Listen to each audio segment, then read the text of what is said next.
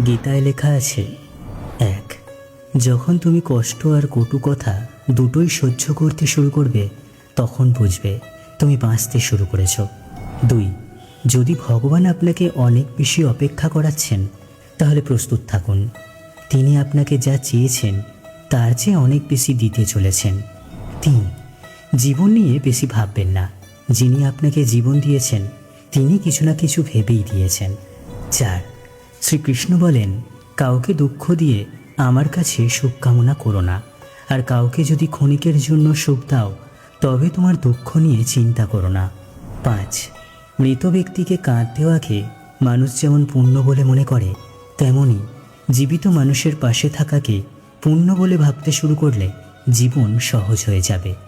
6. আমাদের অকারণে কোনো মানুষের সাথে দেখা হয় না। আমরা কিছু মানুষের থেকে শিক্ষা পাই, আর কিছু মানুষের থেকে জ্ঞান পাই। 7. কে কী করছে, কীভাবে করছে এবং কেন করছে, তা থেকে যতই দূরে থাকবেন ততই সুখী থাকবেন। 8.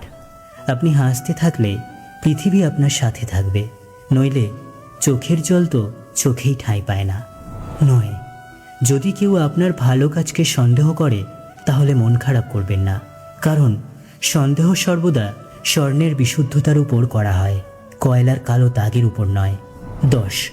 মনের শান্তি জীবনের সবথেকে বড় উপার্জন। 11. উপদেশ, সঙ্গ এবং সময় কাউকে না চাইতে দিলে লোকেরা প্রায়ই সেগুলোকে সস্তা বলে মনে করে। 12.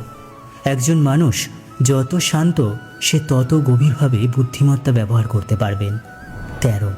যেমন পাতা না ঝরলে গাছে নতুন পাতা আসে না, ঠিক তেমনই কষ্ট ও সংগ্রাম ছাড়া ভালো দিনও আসে না। 14. যে ব্যক্তি অল্পতেই খুশি তার কাছেই সবচেয়ে বেশি খুশি আসে। 15.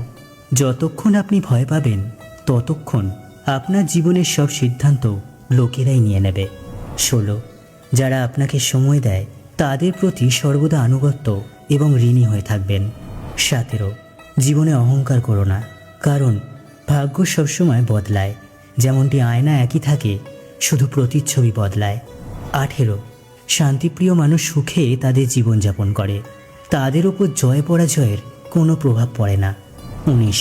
শ্রীকৃষ্ণ বলেন, স্বর্গের স্বপ্ন ছেড়ে দিন, নরকের ভয় ছেড়ে দিন। কে জানে কোনটা পাপ কোনটা পুণ্য। শুধু দেখুন নিজের স্বার্থ পূরণের জন্য যেন আপনার দ্বারা কেউ দুঃখ না পায়। বাকি সব প্রকৃতির উপর ছেড়ে দিন। 20.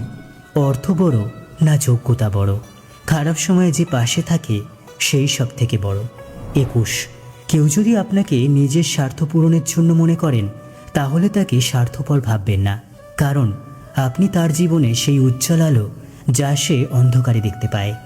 22. সবাইকে নিজের গোপন কথা বলবেন না, কারণ আজ যে আপনার সাথে আছে কাল সে আপনার বিপরীতেও যেতে পারে।